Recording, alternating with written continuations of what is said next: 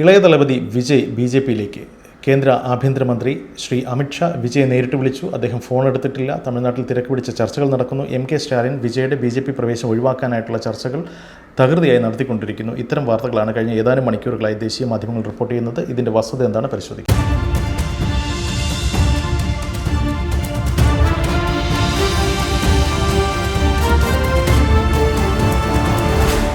തമിഴ്നാട് കരൂരിലുണ്ടായ ആൾക്കൂട്ട ദുരന്തത്തെ തുടർന്ന് വിജയ് പ്രതിസന്ധിയിലാണ്. അദ്ദേഹത്തിനെതിരെ കേസെടുക്കും എന്നുള്ള തരത്തിൽ വാർത്തകൾ വന്നിരുന്നു. ആൾക്കൂട്ട കൊലപാതകത്തിന് ഉത്തരവാദിയായ മുൻനിര നേതാവ് വിജയ് ആണ് എന്ന തരത്തിൽ തമിഴ്നാട് പോലീസ് കേസ് ഫ്രെയിം ചെയ്യും എന്നുള്ള വാർത്തകൾ വന്നിരുന്നു. പക്ഷേ നാളെ ഇതുവരെ അല്ലെങ്കിൽ ഈ മണിക്കൂർ വരെയും അദ്ദേഹത്തിനെതിരെ കേസ് രജിസ്റ്റർ ചെയ്തിട്ടില്ല. ഇതിൻ്റെ പിന്നിൽ ചില രാഷ്ട്രീയ അണിയറ നീക്കങ്ങൾ നടക്കുന്നുണ്ട് എന്നതാണ് ദേശീയ മാധ്യമങ്ങൾ നൽകുന്ന വാർത്തയുടെ രത്നചുരുക്കം.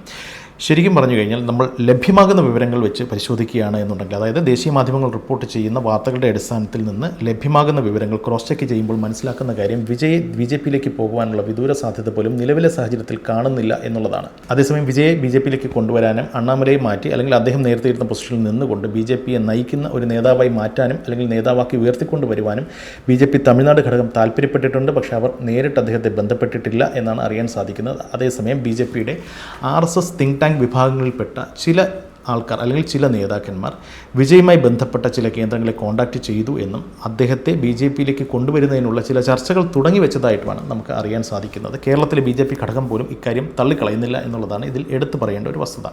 ഇനി വിജയെ സംബന്ധിച്ചിടത്തോളം അദ്ദേഹം കാണുന്നത് ഒറ്റയ്ക്ക് നിന്ന് മത്സരിച്ച് കഴിഞ്ഞാൽ തനിക്ക് തമിഴ്നാട്ടിൽ എന്താണ് ഹോൾഡ്, അതായത് താൻ പറഞ്ഞു കഴിഞ്ഞാൽ തമിഴകർ എത്രത്തോളം വോട്ട് ചെയ്യും, തനിക്ക് എത്ര % വോട്ട് ഷെയർ തമിഴ്നാട്ടിൽ നിന്ന് കിട്ടും എന്നുള്ള എക്സ്പെരിമെൻ്റാണ് അദ്ദേഹം 2026 നടത്താൻ പോകുന്നത്. ആ 2026 തിരഞ്ഞെടുപ്പിൽ 5 to 10% വോട്ട് വിഹിതമാണ് വിജയ് എക്സ്പെക്റ്റ് ചെയ്യുന്നത്. അത് കിട്ടുന്ന പക്ഷം ഒരു പക്ഷേ അദ്ദേഹത്തിന് ഒരു 20ഓളം MLA-മാരെ തമിഴ്നാട്ടിൽ നിന്ന് വിജയിപ്പിച്ചെടുക്കാൻ സാധിച്ചാൽ അതോടുകൂടി വിജയുടെ തലവര മാറും. ദെൻ വിജയ് പറയുന്നതായിരിക്കും തമിഴകത്തെ രാഷ്ട്രീയ ഫോർമുല. ഈ ഒരു പരീക്ഷണത്തിന് വേണ്ടി തയ്യാറെടുത്ത് നിൽക്കുന്ന വിജയ് ബി.ജെ.പിയുമായിട്ടല്ല ഒരു രാഷ്ട്രീയ കക്ഷിയുമായി നിലവിൽ ഒരു രീതിയിലുള്ള സന്ധി സംഭാഷണത്തിനും തയ്യാറല്ല. അതേസമയം ബി.ജെ.പി എന്ന് പറയുന്ന ദേശീയ രാഷ്ട്രീയ പാർട്ടി, ഭരിക്കുന്ന പാർട്ടി, എന്ത് വില കൊടുത്തും ഏത് അറ്റം വരെയും പോകാൻ കെൽപ്പുള്ള പാർട്ടി വിജയെ തങ്ങളുടെ പാളയത്തിൽ എത്തിക്കാൻ ശ്രമങ്ങൾ നടത്തും എന്നുള്ളതിൽ DMKയ്ക്ക് രണ്ടാമതൊരു അഭിപ്രായം ഇല്ല.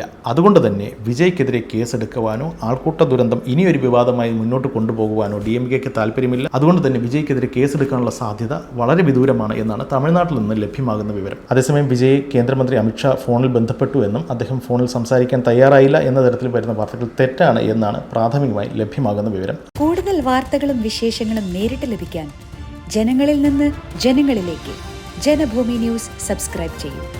ബെൽ ബട്ടൺ അമർത്താനും മറക്കരുത്.